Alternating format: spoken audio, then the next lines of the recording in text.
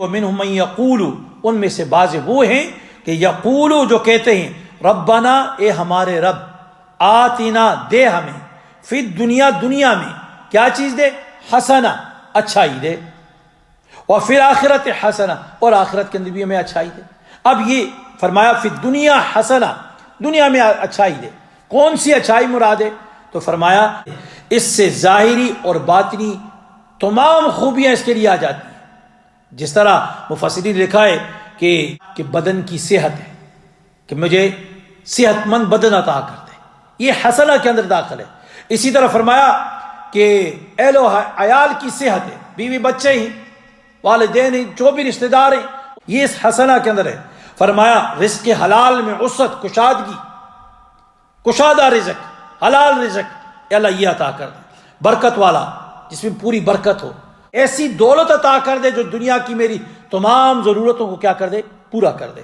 اور فرمایا اعمال صالحہ، اچھے اخلاق ہیں، علم نافع ہے، عزت ہے، اور وجاہت ہے، عقائد کی درستگی ہے، صراط مستقیم ہے۔ فرمایا عبادات کے اندر اخلاص کے ساتھ عبادت کرنا ہے، اور یہ ساری کی ساری چیزیں کیا ہے؟ لفظ حسنہ کے اندر داخل ہے۔ تو اس لیے جب انسان دعا کرتا ہے تو ربنا آتنا فی الدنیا حسنہ، یا اللہ دنیا کی اچھائی، تو گویا دنیا کی تمام اچھائیاں رب العالمین سے انسان کیا ہے؟ یہ مانگ رہا ہے، اللہ مجھے سب عطا کر دے۔ اسی طرح پھر آگے کہتا ہے وفی الآخرت حسنہ، اور آخرت میں بھی کیا؟ حسنہ، اچھائی عطا کر دے، بھلائی عطا کر دے۔ آخرت کی بھلائی کیا ہے؟ آخرت کی بھلائی انسان کے لیے جنت ہے، اور جنت کے اندر تمام نعمتیں، حساب و کتاب کے اندر آسانی ہے، معاشر کے دن سورج جو سر کے اوپر ہوگا اس کی گرمائش ہے، اور وہاں پہ عرش کے نیچے جو سایہ رب العالمین کی انسان کو ملنا ہے۔ نبی کریم صلی اللہ علیہ وسلم کے ہاتھوں سے حوض کوثر کا جام ہے، آپ کے جھنڈے لواء الحمد کے نیچے جگہ ہے، آپ کی شفاعت ہے، آپ کا دیکھنا ہے، اللہ رب العالمین کا دیکھنا ہے، صحابہ کرام سے ملاقات ہے، ان کے پڑوس کے اندر جنت کے اندر جگہ ہے، اور حور و قصور ہے۔ گویا جنت کی تمام نعمتیں اللہ رب العالمین کی رضا کے ساتھ یہ ساری کی ساری کیا ہے؟ اس حسنہ کے اندر شامل ہے۔ وفی الآخرت حسنہ، اے اللہ ہمیں کیا یہ حسنہ عطا فرما دے۔ بعض لوگ یہ کہتے ہوتے ہیں ہمیں دنیا کی کوئی ضرورت نہیں، ہمیں تو آخرت کی فکر لگی ہوئی ہے۔ اس آیت کے پیش نظر یہ بات ٹھیک نہیں ہے۔ کیوں؟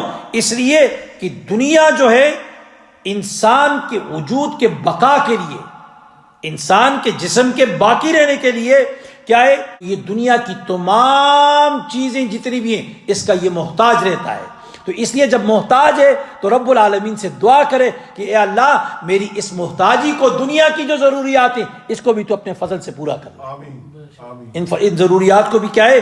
پورا کر دے۔ انبیاء کرام علیہ الصلوۃ والسلام کو دیکھ لیں، ان سب نے بھی رب العالمین سے دنیا بھی مانگی ہے اور آخرت بھی مانگی ہے، صرف دنیا نہیں مانگنی، صرف کیا ہے؟ دنیا بھی نہیں مانگنی اور صرف آخرت بھی نہیں، بلکہ دونوں چیزیں کیا ہے؟ اللہ رب العالمین سے مانگی۔ اس لیے ایمان والا جب دعا کرتا ہے تو رب العالمین سے کیا کہتا ہے؟ ربنا آتنا فی الدنیا حسنہ، اے اللہ دنیا کی تمام اچھائیاں میں عطا کر دے، اور فی الآخرت حسنہ، اور آخرت کی بھی تمام اچھائیاں عطا کر دے، وقنا عذاب النار، اور ہمیں جہنم کی آگ سے بچا دے۔ یہ دعا کرتا ہے، یہ اتنی عظیم دعا ہے، اتنی بڑھیا دعا ہے، اتنی زبردست دعا ہے کہ جناب نبی کریم علیہ الصلوۃ والسلام کے بارے میں حدیث میں آتا ہے کہ آپ صلی اللہ علیہ وسلم اکثر یہ دعا کیا کرتے تھے، اور تو رکن یمانی سے لے کر حجر اسود تک یہ جو درمیان کا حصہ ہے، اس موقع پر یہ دعا پڑھنے کا ترغیب دیا آپ نے، اس موقع پر دعا کیا کرو۔ 70 کے قریب فرشتے وہاں پر کھڑے ہوتے ہیں، آمین کہتے ہیں، تو وہاں پر بھی کیا ہے؟ اس دعا کو پڑھا کرو، ربنا آتنا فی الدنیا حسنہ وفی الآخرۃ حسنہ وقنا عذاب النار۔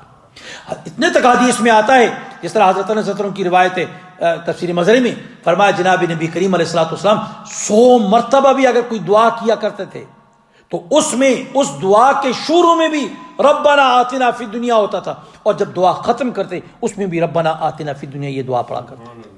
اگر حدیث میں اسی طرح آتا ہے، فرماتے ہیں حضرت انس فرماتے ہیں کہ جناب نبی کریم صلی اللہ علیہ وسلم نے 2 دعائیں کی ہیں، تو اس میں ایک دعا دوسری ہوگی اور ایک دعا کیا ہے؟ ربنا آتنا فی الدنیا حسنہ۔ تو اس لیے میرے بھائیوں دعا مانگیں، ہمیشہ دعا کیا کریں، رب العالمین سے مانگا کریں. ضرورت و حاجتوں کو پورا کرنے والا صرف اللہ رب العالمین کی ذات ہے. اس سے مانگیں، وہ رب العالمین ضرور عطا کرتا ہے. یقین سے مانگے، یقین سے مانگے. تو یہ والی جو دعا ہے، اس دعا کو ضرور مانگا کریں. دنیا اور آخرت کی اچھائی اور بلائی رب العالمین اس کے ذریعے سے عطا فرماتے ہیں. پھر فرمایا وقنا عذاب النار. یہ آخری جملہ ہے کہ اللہ ہمیں جہنم کی آگ سے کیا کر دے، پناہ نصیب کر.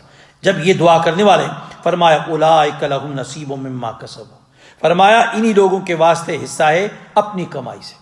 کہ جس نے صرف دنیا مانگی تو اس کو کیا ملے گی؟ دنیا ہی مل جائے گی، آخرت میں اس کے لیے کوئی حصہ نہیں ہوگا. اور جو دنیا بھی مانگ رہا ہے اور آخرت بھی مانگ رہا ہے تو رب العالمین اسے دنیا میں بھی اچھائی عطا کرے گا، آخرت میں بھی اچھائی عطا کرے گا. سب سے بڑی جو چیز ہے سکون والی زندگی، راحت والی زندگی. تو اس دعا کو اس غرض سے انسان پڑھتا جائے گا تو رب العالمین اس کو دنیا میں سکون والی زندگی عطا کرے گا. پریشانیوں میں گرا ہوا انسان لیکن اس دعا کی برکت سے کیا ہوگا؟ آرام و سکون سے نیندیں کر رہا ہوگا، آرام و سکون سے زندگی گزار رہا ہوگا. تو یہ اس دعا کی برکات ہیں، کثرت سے اس دعا کو پڑھنا چاہیے. تو فرمایا اولئک، آگے اگلا جملہ ہے واللہ سریع الحساب، اور اللہ تعالیٰ کیا ہے؟ سریع، بہت جلد.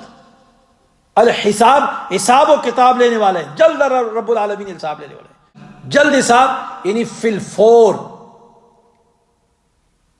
حساب لے لے گا، کیونکہ انسان کی ساری فائل، سارا نظام رب العالمین کے سامنے ہے.